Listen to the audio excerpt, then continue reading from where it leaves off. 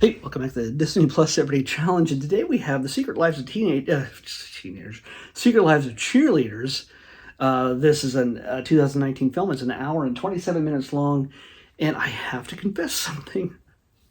I have not reached the point of where I picked tomorrow's episode, but I have done this twice now. This is my third attempt at talking about this film. Why? And each of those attempts took over 20 minutes. I've spent 40 minutes so far talking about this movie. Why? It's not the long brain dead pauses that I sometimes have because I forgot what I was talking about. This is because this movie is redundant. I realize that maybe there's somebody who hasn't seen a story told in film, book, TV that is about the high school caste system where it's nerds versus jocks and cheerleaders versus geeks and all these other just layers of popularity and power and culture that exists apparently in every high school, even now. When I was in high school, I wasn't the most popular guy, but I knew people in all different groups. There's some people that were nerds, some people were in the shop class, some people were in, sports. I hung out with each of them. Some that I gravitated more than others, but still, I just never saw a certain level of cruelty that seems to be inherent, or they believe is inherent, still in this modern age in 2025 amongst high schoolers. Are high schoolers, am I missing something?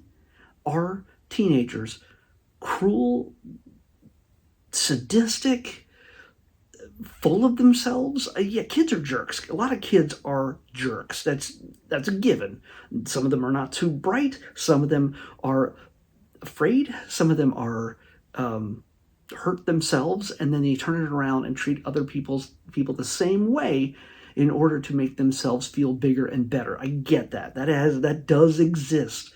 But I realize that there's probably, in this high school, it's a Southern California set high school in this movie. I realize that there's probably 1,000 other stories to be told, but we're talking about a new girl coming to a school after a rough year behind her. Her mom's Denise Richards, by the way, right there. Ava Scott plays, Savannah Lee May plays Ava Scott. And for some reason, they can't give Denise Richards' character a last name, because I imagine her first name is Candace and her last name would be Scott because she's the mom of Ava. I don't know. But we get a story about a girl who's come to school and she joins the cheerleading squad. She tries to, and she does. But the thing is, when I do these things, I don't want to be cruel. I don't say these things in order to be clever and mean. I want to find something good about anything I watch and I talk about. I look for the good things. And I realize I've seen this movie or this story before told in many different ways, just not so bluntly, like with a chainsaw sledgehammer. I don't think these people are untalented. I think they've probably done plenty of things before and hopefully even greater things after this film. But, and that's everybody, from the back end, the people on screen, everything else. I don't think they went into this trying to make a bad movie. And you gotta, hey, this is a pretty catchy title, The Secret Lives of Cheerleaders. Just the title alone would make you want to watch this, even if it was like a documentary. Like, I want to know what's going on behind the scenes of all this cheerleader stuff. There's a controversy here. There's probably a scandal. And you kind of, that's a hook. You want to watch that. I don't want to watch this. I'm sorry I watched it. Again, yeah, we've seen the bully stories before, but when we see the Katrina, who is the alpha, big deal, beautiful, talented, but innately cruel with a black heart, thinking only of herself, and it just, she's, there's nothing redeeming about her.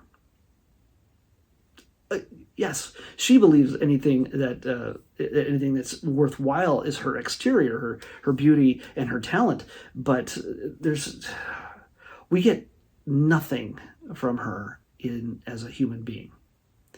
And I think what would make her interesting, and it's not the fault of the actress, it's the way it's written. She doesn't, I don't think this is Alexandra DeBerry. I feel like I've seen her in a bunch of other stuff, and I don't know. Oh my gosh, she was in Ant Farm, and oh my gosh, she was in a bunch of other Disney stuff. And anyway, I'm not going to go into all that. Yes. And so it's just that she's just a true, like, cartoonish villain, but not in a fun way, not in a funny way, and not in a, you know what, I know where she's coming from way, and that informs her evilness, because she is responsible for choosing who is worthy enough to be a cheerleader, and then she decides which way she'll dispatch them and remove them from the cheerleading squad, therefore leaving a status quo that is unchanged and her at the top of the pile. And her coach, the actual coach, does nothing about it. She sees what's happening, but as long as they keep winning, Katrina can do whatever she wants. So it's the highest station a woman can have, a young woman can have, by becoming a cheerleader in that school. It's a cliche that has run rampant through our films for decades. We started in Gen X with Porky's and ostensibly Animal House, but the discount version of the college or high school crazy sexual assault comedy genre, well, that started back then, where it was funny to objectify women and treat them like garbage, or bullying, and let's fight the bullies. And that's a good story when you want to give that story, and that's why these kind of stories are made. A story like this is made. Don't be the bully, and also don't be bullied.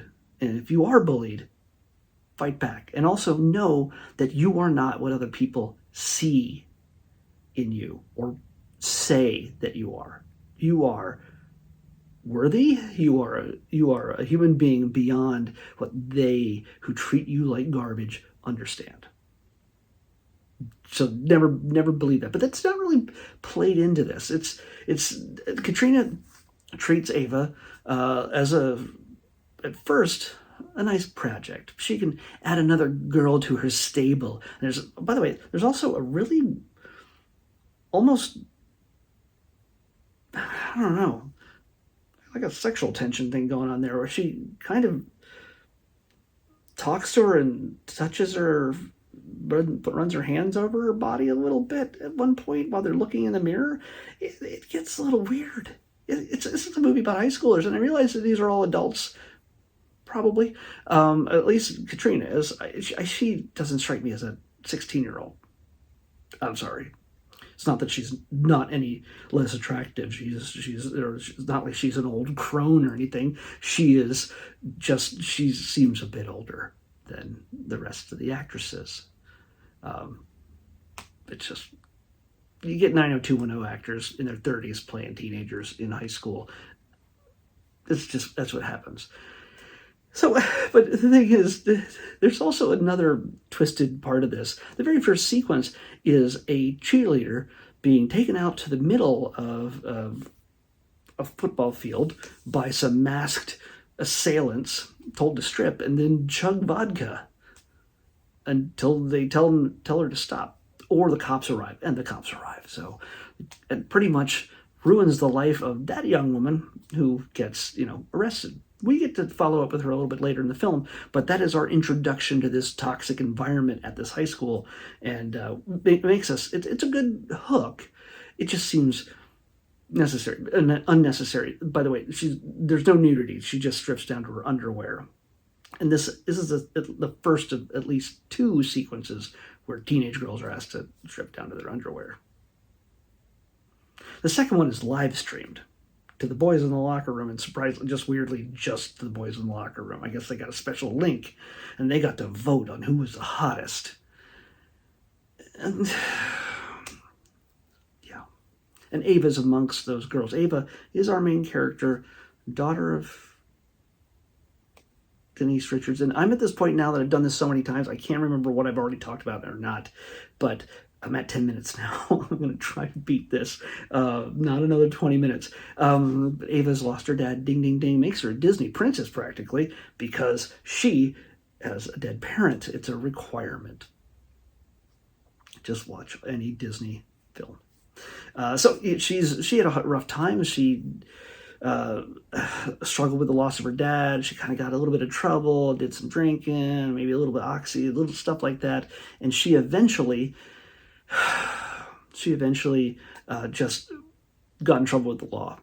Eventually, Mom decided to move her and move the two of them to Southern California, start a new life. And Mom was kind of watching her at all times, kind of thing, not necessarily trusting every decision she makes. Got a tight curfew, things like that. But she's trying to do her best. Ava's trying to do her best. And even when she gets all the fame and love and attention that any girl would want, any boy would want, anybody would want by becoming a cheerleader, she even gets a boyfriend, like, right off the bat. And they have a really strange early quick chemistry. Like, look, we literally I almost hit you with my car, and now we have a meet cute, and we're going to start dating. And then literally after they go to one dance, after like maybe weeks or months of knowing each other, she catches him kissing another cheerleader, even though she was told the drunk cheerleader was told to kiss him to upset Ava. Ava immediately just says, you're a bad person, and runs off. Like, you don't know each other well enough to even talk about this? And again, I realize it's an hour and a half, so you can't really get too deep into this. If I was going to make another one of these things, I would put it in a series, 6 episodes, just blow right through it, and maybe get some depth to the characters and do some stuff. But again, I'm already talking way too much about this movie that should not have taken this much time out of my life. I feel like the story's been told just way too many times. In this case, it was told in just the weirdest, like, leaning into the tropes, but not in a funny way. Not in a way that's wink, wink, hey, you know what we're doing here? We're doing that bully cheerleader, slow-mo, walking onto the campus. We're the hottest things in the world. Don't you love us kind of thing. There's a scene that's literally in this. Like... I realize there's other people who would watch this movie have not seen a scene like that, but holy cow, it's predictable. I was hoping that it wouldn't be as predictable as it was, but they let me down every single time. The only thing that really is out of whack, and again, I try to find good things in everything I talk about when I watch anything as part of this series. I consciously look for something good in everything. If anything, Katrina's hazing techniques, which is stripping girls naked in the middle of a football field or live streaming them in a warehouse somewhere, she apparently really likes seeing other girls naked. She has a boyfriend who is barely an accessory or a character. She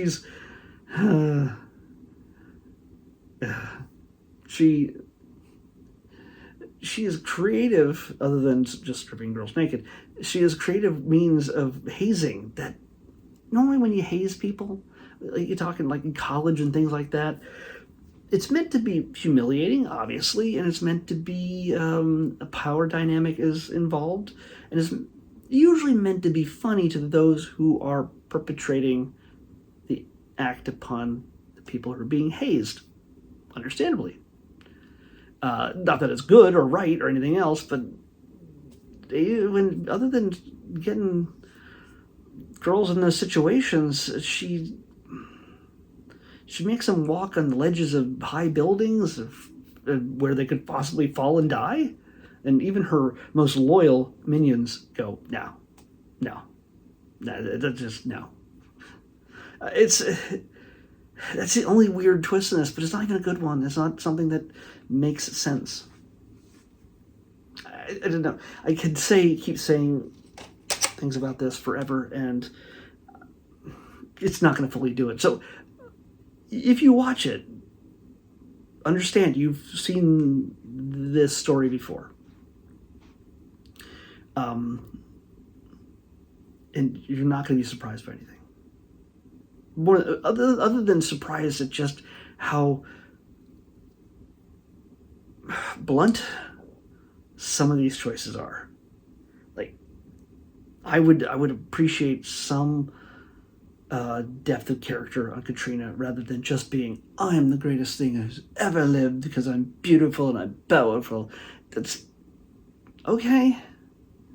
But I like when these kind of things, Secret Lives, confessions, kind of things, I expect a human reality to a certain degree. Like human beings, not cartoon characters, not crazy supervillains. That's what I believe Marvel films are more realistic than this person. I could be wrong. Tell me if in the comments if this is a type of person that exists in your school or did exist in your school. I never saw it when I went to school. There's certainly people who are prettier and more influential and cooler than me. That's a given. But I don't recall, and I realize we have stories like this all over Disney Plus, all over any other streaming channel, all over any of the programming made for young teens and younger and teenagers and people when I was a teenager. These things exist, but I've never seen these characters. Especially I've never seen Katrina before as a real person. Even in Southern California. I didn't grow up in Southern California, but even that. I mean, yes, I've seen the movie Mean Girls, but that has a certain... That's a comedy. There's cruelty in that, but it's a comedy. And you see the weaknesses in Rachel McAdams and the others. You see why they are the way they are. There's nothing that tells us why Katrina is the way she is. And that's frustrating to me. I could go on, and I have. This is my third attempt, and I'm running up on 20 minutes, so I'm going to pick tomorrow's episode. 34. I feel like this one is one I'm sticking with. I feel like I need to... make a blooper reel or a extended version of this video just so you could see the things I said in the previous two videos. Okay, I'm going to do this before it gets too much longer. Continent 7, Antarctica. Yes, we have a documentary, and it is about Antarctica. I don't know. I doubt it's a series. It's probably a 45-minute to an hour and a half kind of thing. I could be wrong. I've been wrong before. Continent 7, Antarctica is what we're watching next in the Disney Plus Everyday Challenge. I'll see you back here tomorrow with that. Bye.